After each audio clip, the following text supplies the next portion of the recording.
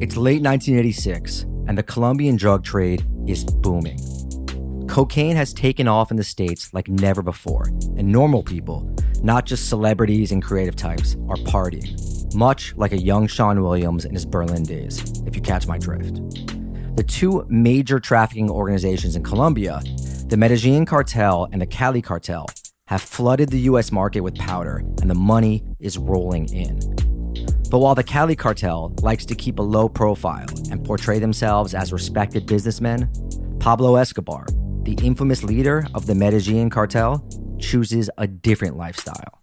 He's flamboyant, he's out and about, and he lives in a ridiculous 7,000-acre estate with 24 artificial lakes and a private zoo with the now infamous hippos.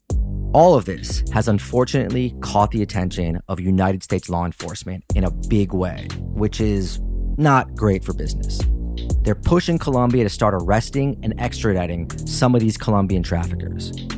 Pablo is not happy, and he foolishly starts to wage a war against the state, terrorizing Colombia. But in addition to this war, he has another new idea.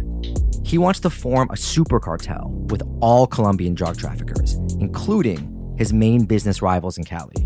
What could go wrong? You see, up until this point, his cartel and the Cali Cartel have been friendly rivals. They socialized together, some even palled around together on European drug scouting vacations, and they sometimes even worked together. So when Pablo calls a trafficker summit, the men from Cali are in attendance. The idea is this. Under Pablo's leadership, the traffickers will present a united front. They'll coordinate political and economic strategy for all traffickers in Colombia.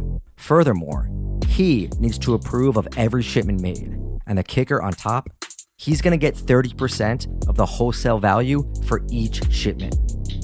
A few years ago, the Gentlemen of Cali, as they're sometimes called, might have agreed to such a ridiculous demand by the ruthless and powerful Escobar.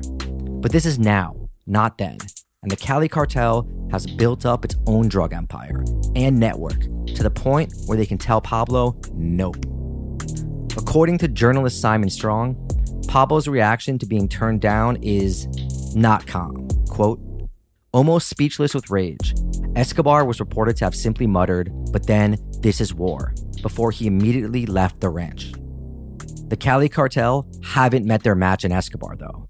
In fact, less than a decade later, they'll be shipping 80% of the entire U.S. coke market and 90% of the European market, changing the way drugs flow into the continent. This is the Underworld Podcast.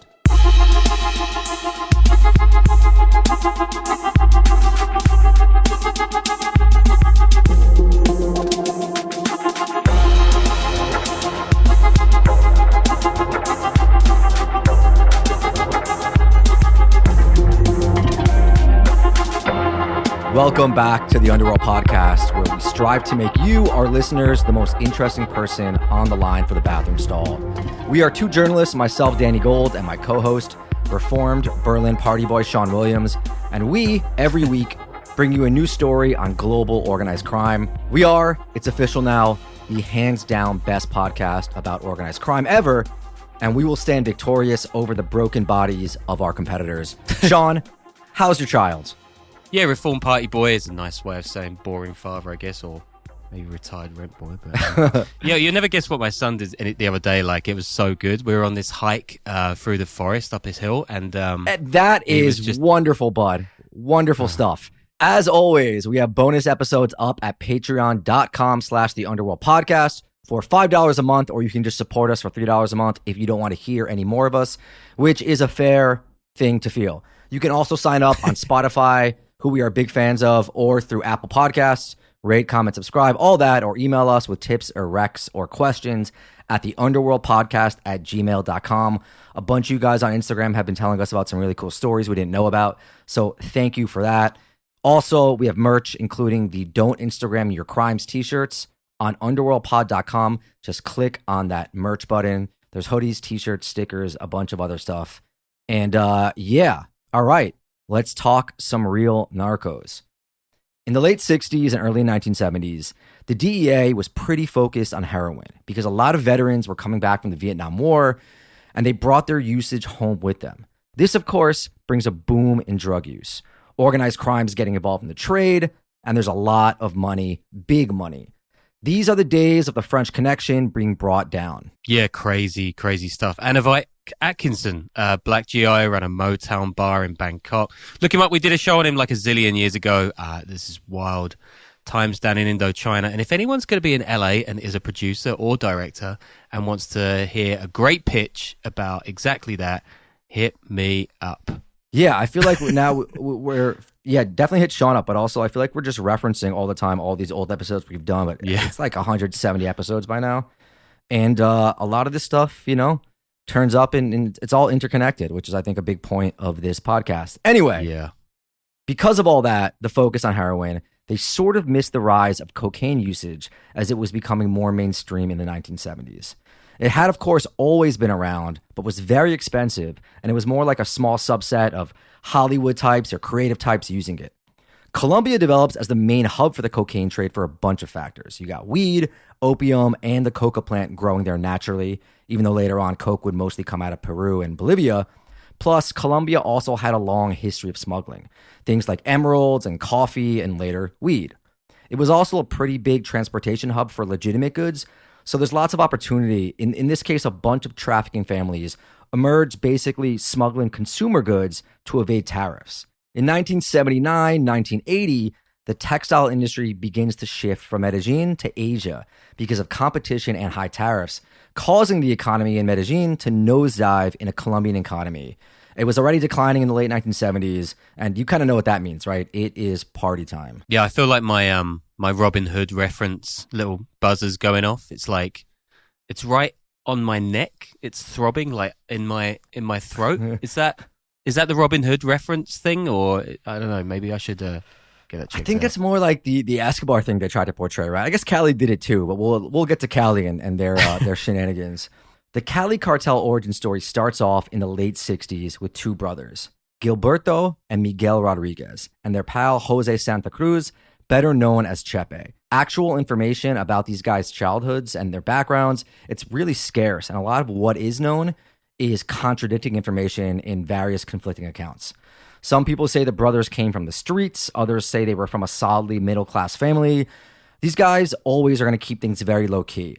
But we think they were born in a poor barrio in Cali, and that as youngsters, the Rodriguez brothers worked for a drugstore pharmacy, ironically delivering legal drugs and running errands and stuff like that. I mean, who's the real criminal here? The Cali Cartel or the Big Pharma, am I right? Yeah, not bad. But by the time they're teenagers, they're involved in all sorts of petty crimes. They're actually arrested for counterfeiting money, which I guess isn't that petty.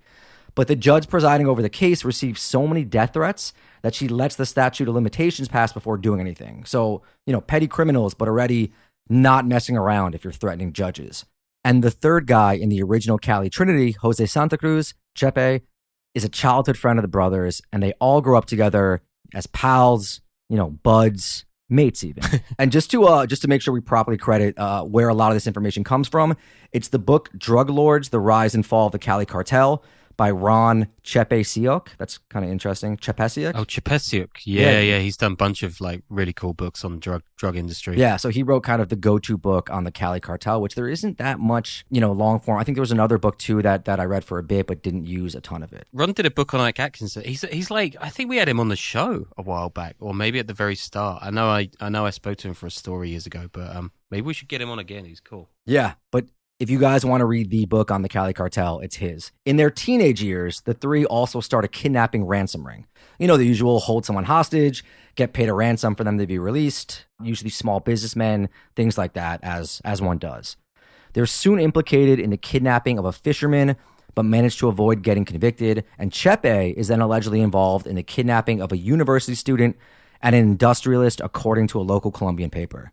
I kind of like when people are called industrialists, it's very old school, like real 20th century type shit. Like, do they still have industrialists? I think I could be an industrialist. Yeah, I mean, with your views on sweatshops and developing world, I reckon you could definitely do it. Yeah. Hey, people need jobs, man. They actually use the profits. iPhones.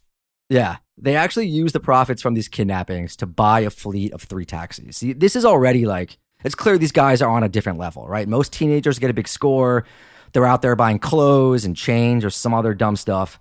These guys are on the passive income wave way before Instagram Reels or hustle culture even exist, and they're doing it the right way with taxable income. I mean, did anyone even pay taxes in Cali back then? Probably not, but these guys are still making it work. By 1969, the Rodriguez brothers and Chepe are members of a kidnapping organization called Las Quemas that was run by like a seasoned older veteran criminal. The gang successfully kidnaps 2 Swiss guys, one a diplomat, the other a student, and their cut from the ransoms is $700,000. They want active income now, so they're going to use this money as their seed capital to get into drug trafficking. By the early 1970s, the crew are small-timers getting further and further into the drug trade that's popping off in their part of Colombia. The original pioneer of the Cali drug trade is a guy named Benjamin Herrera Zualeta, a.k.a. the Black Pope of Cocaine, called this because of his Afro-Colombian heritage. Black Pope of Cocaine is just like an incredible nickname. And as for nicknames, Santa Cruz, a.k.a. Chepe, he's eventually known as El Gordo, the Fat Man, which is just a classic and a staple of the genre. The Black Pope is one of the leading traffickers out of Colombia at the time, and he's the guy who sets up the original trafficking routes to the States that later traffickers, like our 3 protagonists, would come to use. I think there's even some stuff that says that Escobar used his routes as well. Like he was that much of an originator. The Pope doesn't last too long, though. He gets arrested in 1975, smuggling a massive load, but he's released in 1976, and he sort of disappears before later being arrested in the States in the late 80s. No, it's such a shame. Like, Fatty and the Black Pope would have been such a good Norman Lear show, don't you think? Like, Sean, one's fat, the other's a Black Pope, but now they got to live together in this dingy 1-bed apartment. That's a solid reference, solid joke. I mean, you're doing... There we go. You get better every episode. The Cali guys initially start smuggling weed, but they soon transition to coke. It just makes more sense. It's a lot more money. And back then, smuggling weed, you'd be arrested, I think, and probably face a very similar amount of time, if not more. They start by buying a light plane to transfer the drug, but they get off to a pretty bumpy start. Gilberto gets arrested in November of 1975 with 180 kilos of coca paste. He's released a short time later. Yeah, it was black market chocolate they were smuggling in from Colombia. He's then rearrested in New York City in 1977 when he comes to check out the market there to kind of set something up. Yeah, I mean, the Irish, big picture here. Get ready for a big thought of the day. Weed actually is a gateway drug, right? But only for the guys selling it. Really, that really makes you think, doesn't it? You had it and you just lost it. Santa Cruz, Chepe, he's arrested in 1976, traveling from New York City to Costa Rica, and again in 1977 for a gun charge in Queens. But it's not all bad because there's a list made in 1975 of the top 113 traffickers in the Colombian underworld. I don't know why they chose 113. And the 2 brothers were ranked 58th and 62nd on the list, But in those days, I feel like making a couple $1,000,000 a year would get you on one of those lists because the market was just getting going, kind of small. And Escobar's guys were dominating. Also, pay attention to the New York City thing. Escobar and his crew were so focused on Miami, and the Cali boys recognize they're going to look like New York City is a huge market, and they're going to look into that for distribution. 113. That's so weird. I guess they got called up by 13 other guys, right? Because you don't want to be leaving the 101st guy off the list. You're going to be in trouble then. Do you think if you're the 114th top guy, back in those days, you're mad you didn't make the list, or you're happy you didn't make the list that no one knows your name? I mean, I am now, but I guess I don't know. I don't want to be the journalist writing that list. Was it a journalist or something, or was it just a random list? It's just it was in the book, so it was just a source from the book. I didn't find out exactly where the list was. So weird. Gilberto Rodriguez, not his brother Miguel, soon emerges as the cartel's leader. He's known as the chess player because he thinks very strategically, which kind of a lame nickname, but what can you do? He takes a more sort of macro view of things, but he's also known to underlings as the quote-unquote fun uncle, as opposed to my co-host Sean Williams, who has been referred to as the uncle whose lap you're not allowed to sit on. Younger brother Miguel is more of a micromanager who likes to get involved in the minutia of day-to-day operations of the cartel. He also terrifies everyone working under him. Definitely not fun uncle vibes. Yeah, I love how I've gone from recovering drug addict and rent boy to pedophile in the course of 15 minutes. Hey, really your words, not mine, bud. What's the real gateway drug? Yeah, as the late 70s become the early 80s, the Cali Cartel becomes more organized and more sophisticated. They work closely with the burgeoning Colombian immigrant community in the States, getting connected with relatives of everyone, cousins, all that sort of stuff, setting up their networks and operations that way. Cali's always really been a family affair, also at the top echelon, cousins, siblings, uncles, everything like that. So this is pre-crack, and the U.S. government position at this time is that heroin is the real problem, and cocaine is kind of like this Mickey Mouse drug. You even had government officials saying that cocaine was the least worst of the recreational drugs compared to heroin, amphetamines, and barbiturates. Then in 1979, there's this big bust in New York City of a Cali Cartel stash house where they find millions of dollars, an unreal amount of weapons, and a fair amount of cocaine. All of a sudden, New York law enforcement, they're starting to realize they probably have a problem here. The bust also produces a bunch of documentation that a task force later uses to identify the 3 leaders of the Cali Cartel. After the bust, law enforcement, they're clued in, but, they're trying to increase the pressure, but it's not coming easy. For one, no one who got arrested talks. See, when these types in New York or the U.S. in general start working with Cali, they all have to give a list of their relatives back home in Colombia for obvious reasons. And even if they did talk, they also don't have much to say because each of the smuggling and distribution cells operate independently of each other and would deal with like one other guy. It's sort of similar to how some, jihadi or domestic terrorist groups have operated, or maybe I'm just confusing real life with the incredible 1998 Denzel Washington and Bruce Willis movie, The Siege, which is just, incredible. Oh. But yeah, autonomous cells. Interestingly, that movie, written by New Yorker writer Lawrence Wright. What?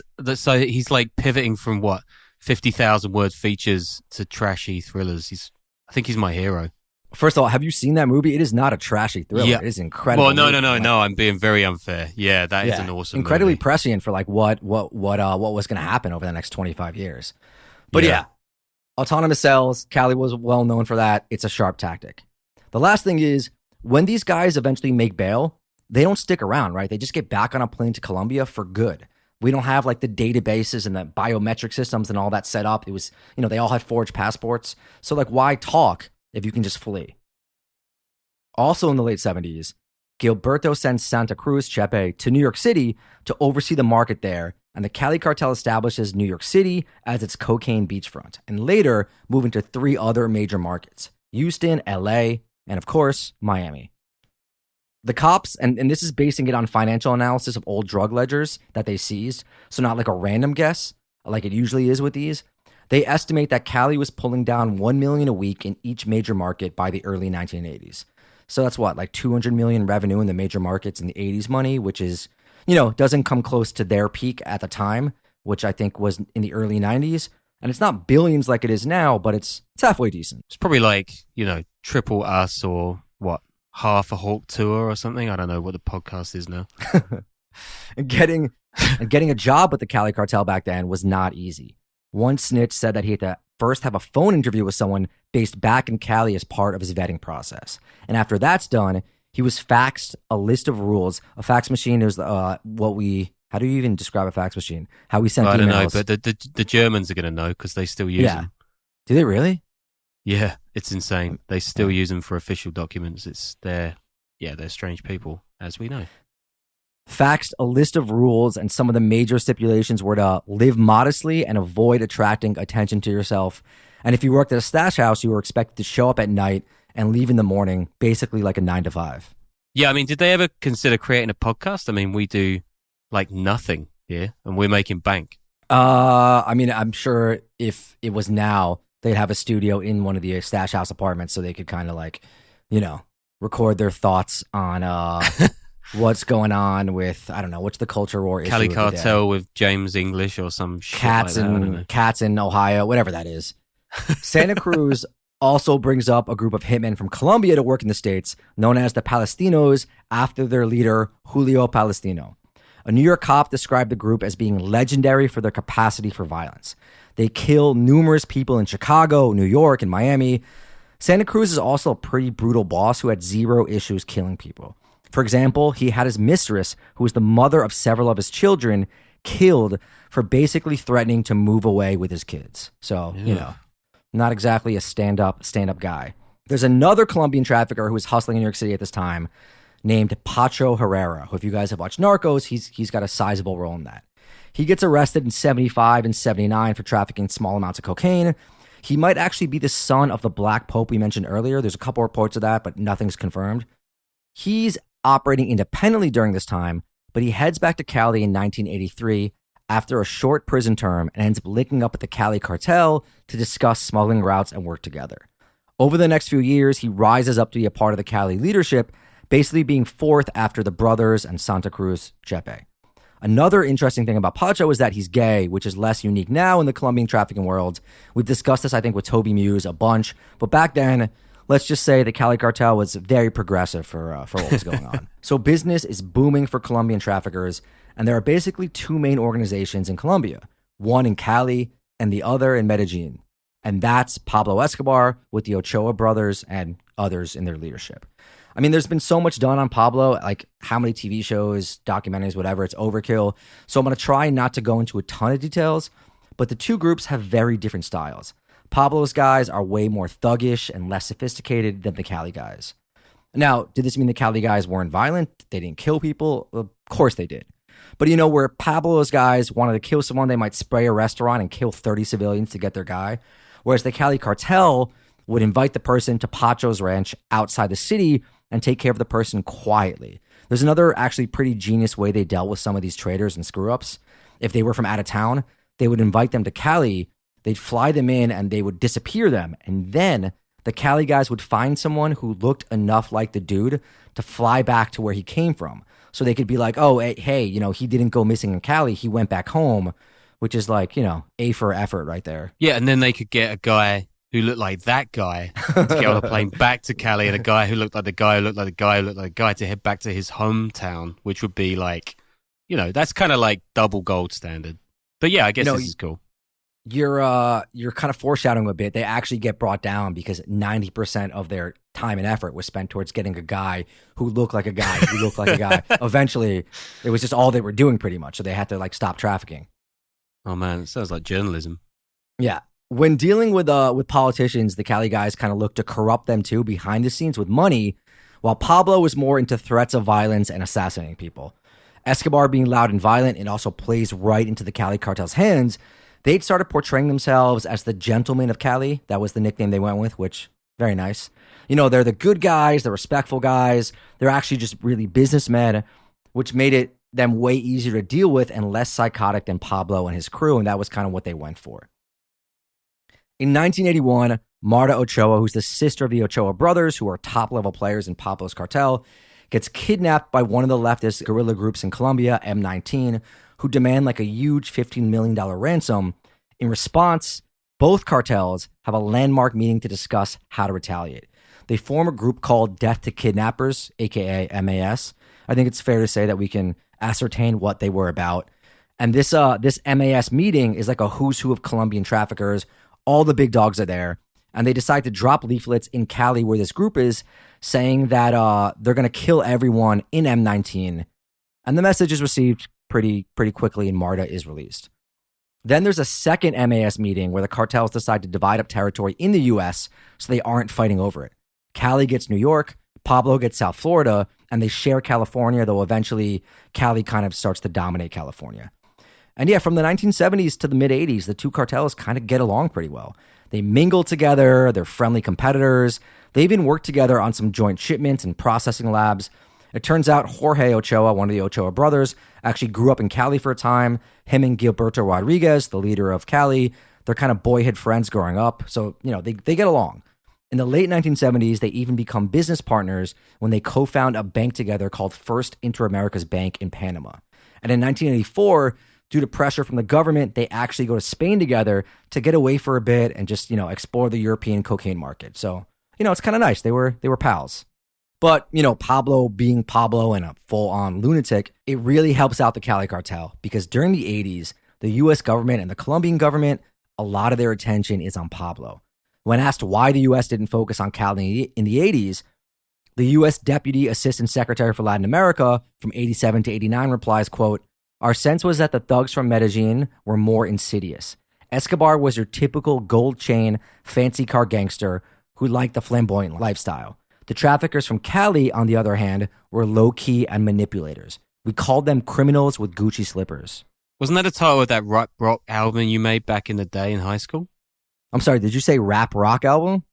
Yeah. You keep sending me all these links on Spotify to like old rap rocks, but well, I don't know, man. You know, It's just not that cool anymore. I mean, I had to return the favor of you sending me all those links from your ska band that existed in the late 90s. You know, did you like when I sent you my dreads? Yeah, that was cool. I think 7 trombones on a track is awesome, dude. So I don't know why you're embarrassed about it, like why you're hiding it from people. We could put it up on the Patreon. Yeah, you get paid even less. Back in Cali, the cartel creates quite an economic boom by spreading around their drug money. I mean, how many cities did cocaine actually build, right? We know Miami, we know Cali, I'm assuming Medellin. Like, what other ones are out there? Palermo, that got built entirely by cocaine. Yeah. I mean, they were involved in other organized crime, I think, before it really came up. You do got to hand it to the Sicilian mafia, yeah. They've diversified. All the Albanian coast right now, that's becoming like the hottest tourist destination in Europe. Man. Yeah. I'm sure. So sick. I'm sure there's heartbeat. Yeah. A bunch of sky rises come up in Cali. Thousands of jobs are created, if not more. And their plan in Cali is to buy Colombia, not terrorize it. And they gain control of a big Colombian bank. Gilberto becomes the chairman. And they not only launder money through it, but also give shares to local leaders to help foster these relationships, in addition to granting loans and allowing overdrafts on their checking accounts, which is just a nice thing to do. They also own a massive drugstore chain with 250 stores in Colombia, and they own the lab that's the producer of Alka-Seltzer there too, whose annual sales are 4 billion pesos in 1987, and a bunch of real estate. And finally, of course, they own a soccer team, the Cali-based Club America, because of course they did. Yeah, I mean, this is the best way of laundering cash back then. And today, I guess, with all the Gulf states getting into it. But I think Escobar had Atlético Nacional. But like, as far as I can tell, pretty much every team in the Colombian league had drug money going through it, including the perfectly named Millonarios. But we got into this a bunch with our show on the death of Colombian national star Andrés Escobar in 1994. That was a crazy story at the time, I remember. And he actually made his debut this year in 1987 for Nacional. So I guess he was anti-Cali Cartel at the time. Yeah, too bad it didn't do him any good. Public relations wise, what, he got killed. I mean, he got killed. Yeah, fair enough. Fair enough. I did some documentary research for the guys who made the 2 Escobars, not on that movie, but on a couple of other ones. Those were the same guys who made the 2 Escobars, which was 30 for 30, the Zimbalist brothers. They also made that doc on Netflix series I worked on, which one of the episodes was about who killed Jam Master Jay, which I think they solved that murder last year or 2 years ago. And then the other one, awesome. The other one was about the attempted assassination of Bob Marley, which we mention a lot in our episodes. Oh, yeah. 2-part episodes on the Jamaican gangs that start in Jamaica, in the 60s and 70s, and then flow into America, New York, DC, Miami in the 80s in the crack wars, and are just insanely violent. And I mean, those are 2 of our best episodes. But the reason I was tuned into that story is because I did a ton of research and called a bunch of people that were involved for that documentary series. Anyway, public relations wise, there we go. We're actual journalists. We do stuff. We research. Public relations wise, the Cali guys, they portray themselves as these gentlemen. They hobnob with the wealthy Colombian business owner class, which they are now, even without the cocaine. They control a bunch of radio stations as well. And whenever the press would question their money sources, they had a high-priced crew of lawyers on retainers to go after them.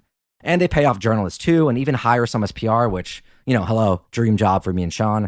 They really work hard to portray themselves as businessmen, while Pablo is bombing airplanes and declaring war on the state. So, it's pretty obvious why Colombia and the U.S. go after Pablo first, and it's also just a testament to like how smart the Cali guys were. They had it, legitimate businesses, lawyers, business, like they were tapped in to everything. They were sort of like your, I don't know, prestige cartel guys, if you want to call it that. They were a cut above that anything else we've seen. With so much blow coming into the U.S. by the mid-'80s, it actually leads to weak prices. So the Cali guys now set their sights on Europe, where it's 4 times as expensive. I mentioned earlier how Gilberto and one of the Ochoa brothers go to Spain in 1984 to look at the European drug market and also get some breathing room from government pressure.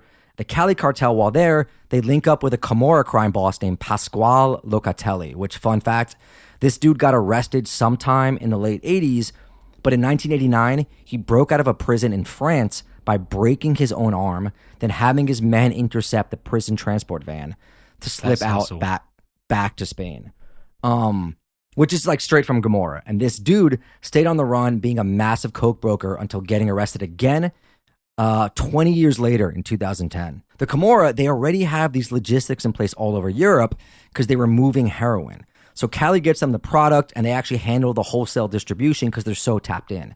And the Cali guys and the Camorra guys, they get along very well. They respect each other, and they bond over what else? Soccer. They also eventually link up with Curtis Warren to move weight in the UK, who Sean did a full episode on a ways back. But it's there if you search for it. But anyway, before all that, Gilberto and Ochoa, they actually get arrested in Spain in 84, 85 when they're there. The U.S. requests their extradition, but they have their fancy lawyers come to Spain and end up getting sent back to Colombia instead of the U.S. Meanwhile, Cali is spreading out their cocaine production and storage operations all over Latin America, in addition to their home base of Colombia. In Venezuela, they work with the Contreras family, who longtime listeners of the pod might remember were extremely close associates of the Rizzutos of Montreal. When the American authorities start to crack down on the Caribbean route in the mid-'80s, Cali shifts to working with Miguel Angel Felix in Mexico, and all the traffickers under him, who we've talked about a million times too. In addition to Felix, the Cali Cartel also works closely with the Gulf Cartel, but the closest alliance that Cali has with a Mexican trafficker is with Amado Carrillo Fuentes, aka the Lord of the Skies and leader of the Juarez Cartel, who we also did an episode on. I feel this might be the leader for the amount of times that you've said that in an episode now. Sorry, guys. Was it like 6 or 7? Yeah. But if you want to know more, they are all there. In the mid to late 80s, that's when Pablo essentially starts his war against Colombia because the country is talking extradition with the U.S. He's having judges assassinated, an attorney general, a justice minister. He pays militias to do a violent takeover of the Supreme Court building and burn some files and kill a bunch of people, and on it goes. But at the same time, this is starting to pop off, another violent battle is about to start, the war between Escobar and Cali. And this picks up right before the Super Cartel Summit we talk about in the cold open. The main Cali Cartel guy, who's the go-between with Escobar's people, he actually tips off the police during that summit on the exact location of one of the Ochoa brothers that's wanted by the police as he's on his way to the meeting. He's one of Escobar's top-level guys. He ends up being pulled over because of the tip and tries to bribe his way out, but is denied. And even though the arrest is in Cali, Gilberto, who runs everything there, doesn't help get him out, which is suspicious. The Ochoa brother eventually gets transferred to Bogota and later released, but the damage is done, and the Ochoa brothers become extremely suspicious of the Cali Cartel, while Pablo is pissed because they turned down his offer to form that super cartel. God, it's almost like you can't trust these guys, eh? Yeah, I think it was over a woman, too. I think that's why the tip-off happened, which, ouch. Those hot-blooded Colombians, passionate. They're a passionate people. There's a couple of other events that precipitate open war. There's a back and forth involving someone sleeping with the wrong person and a brewing battle over Pablo's people wanting to move into the New York City market. But yeah, things kick off in a huge way on January 13th, 1988.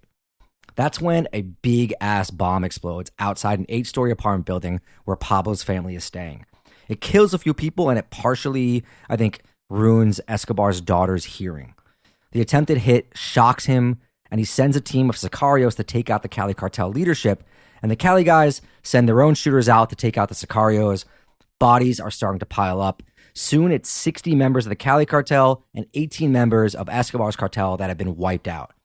The DEA notes that the intelligence they have against each other is really good, especially Medellin against Cali.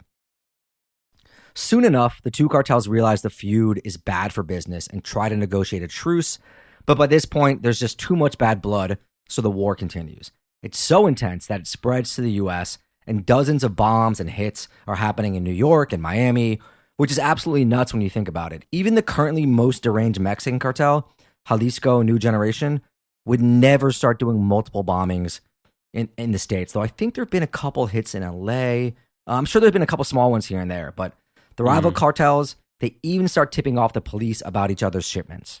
Back in Colombia, Pablo gets even more enraged when he gets clued in that the Colombian government is focused almost entirely on him. And he's kind of right. He loses it and decides to terrorize the country even more. And this really comes to head when he assassinates the leading presidential candidate. This, of course, backfires and leads to the government reinstating the Colombia-U.S. extradition treaty. Between mid-August and mid-December 1989, the government arrests 500 people and extradites 9 to America. I think it's 500 from the cartels. And in retaliation, Pablo kills 187 government officials and civilians, carries out 205 bombings, and causes $500 million in damage. The most shocking attack being when he blows up a plane and kills 107 people. Yeah, the bombing of Avianca 203. We could do an entire show on that. It's absolutely insane. Like the Medellin cartel, they killed 107 people trying to get one presidential candidate, Cesar Gaviria, and he wasn't even on the plane. I guess there's like an argument that there was a point years before this where Escobar might have actually strong-armed the government into giving him what he wanted. I mean, he kind of had it anyway, but he just lost the plot. Are you sure? I mean, the Avianca 203 bombing, I thought, there are theories that it was to kill 2 informants, and there's another that he just wanted to kill the girlfriend of one of the Cali leaders. Is it a fact that... I did not read about that, no. Yeah. I mean, there's theories, I'm not sure what exactly the winning one is. In late 1989, Cali scores their first big win in this cartel war. They hire a guy to infiltrate the Medellin cartel, and he's able to work his way up very close to the top and basically send the police after a top-level Escobar lieutenant who was then killed in a shootout with the cops. But, think about how insane an undercover operation, not as a cop, as, a rival cartel guy must be. Just, roaming. That is just, the balls on that dude, just insane. Then in 1990, Colombia elects a new president, and he makes a generous offer to the drug lords.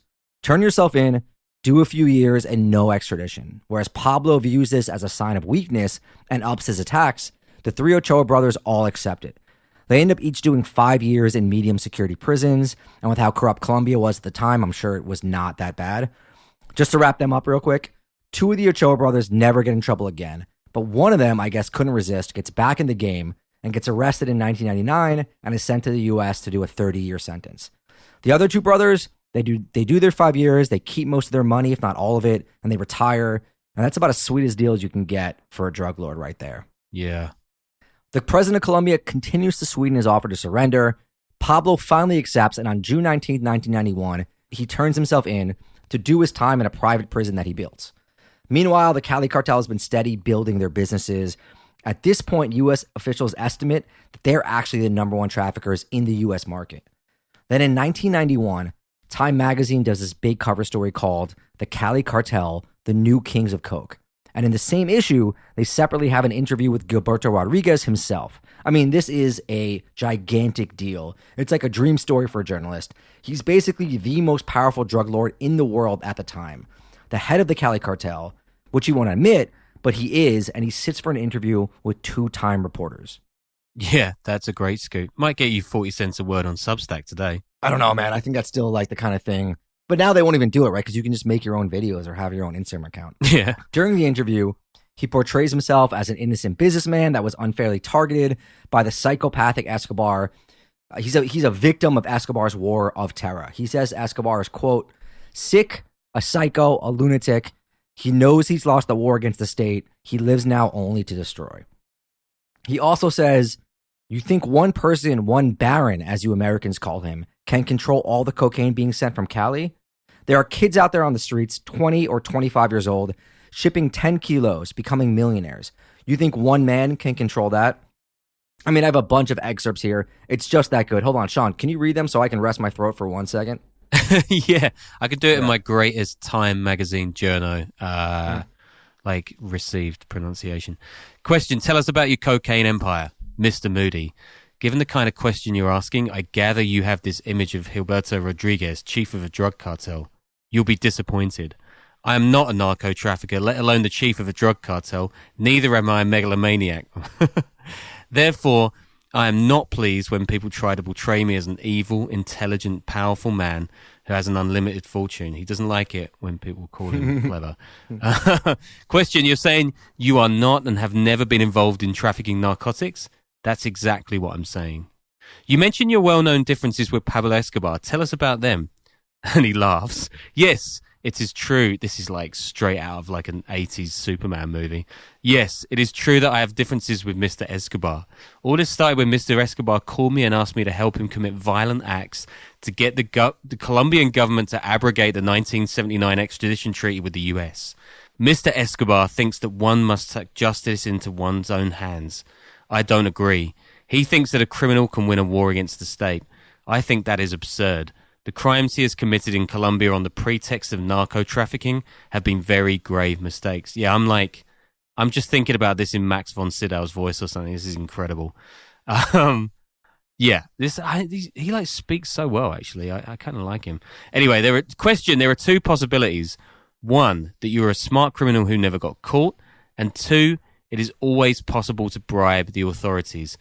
Answer, brackets, smiling. A man brought up in a family like mine could never be a good criminal. And the Colombian authorities are not as corrupt as you think. You've never seen a mayor in Colombia being acquitted after caught buying and consuming cocaine like Washington's mayor, Marion Barry, was. Yeah, that is good. It's hilarious. It's just well played. You know, the Marion Barry reference is terrific stuff. Yeah, that reminds me of that Bukele thing that he did recently when the Massachusetts congressman was griping about some painting hanging in the Salvador airport. I mean, imagine, like he did that on Twitter, right? Imagine if these 19 narcos had Twitter, the threads you would be reading would be insane. They might even make money. Hey, you know, sometimes it's easier than starting a podcast. So yeah, Pablo's locked up. While behind bars, he keeps running the cartel, but he's also, you know, being a sick psycho lunatic. He's trying to tax all his lieutenants. Then he ends up killing like 2 of them in prison when they come visit. Then there's a scandal where the news of his private prison hits the media and they plan on sending him to a maximum security one. Meanwhile, the Cali Cartel offers a British mercenary $10 million to drop a bomb on the prison.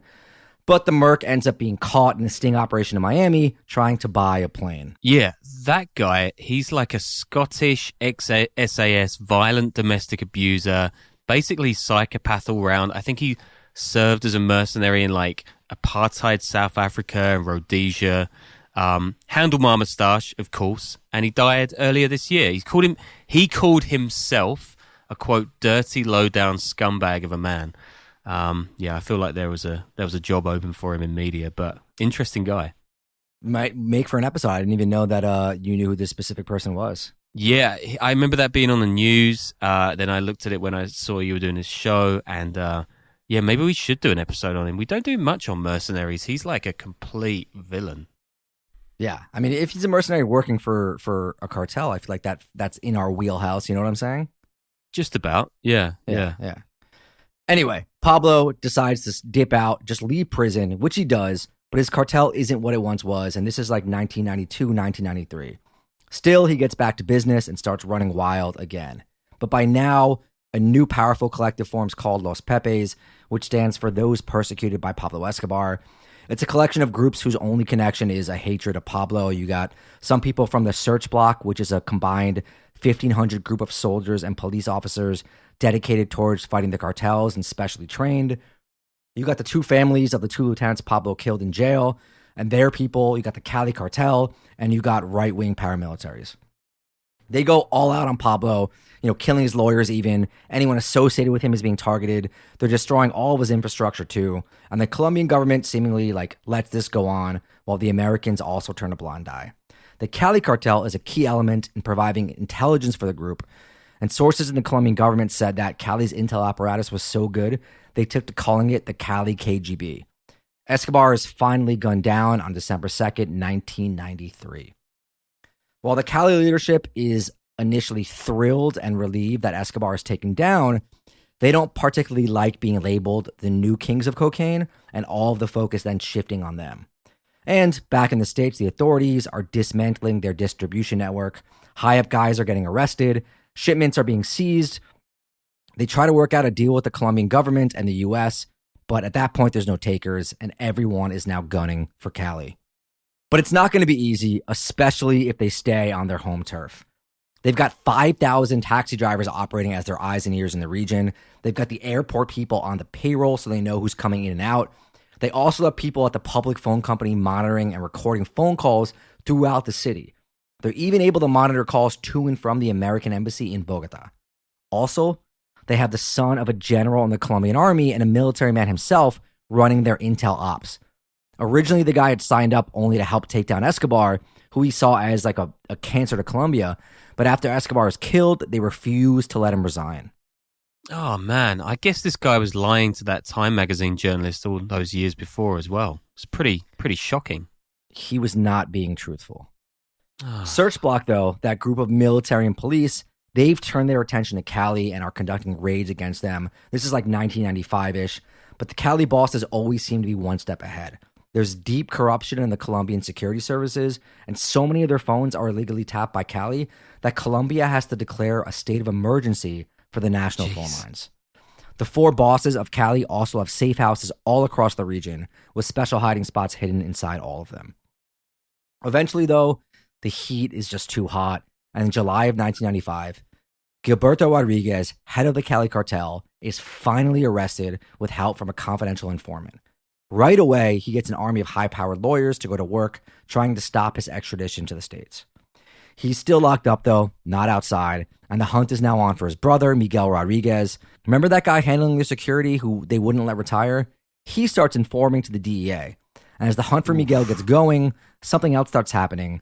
High-ranking members of the Cali Cartel start to turn themselves in.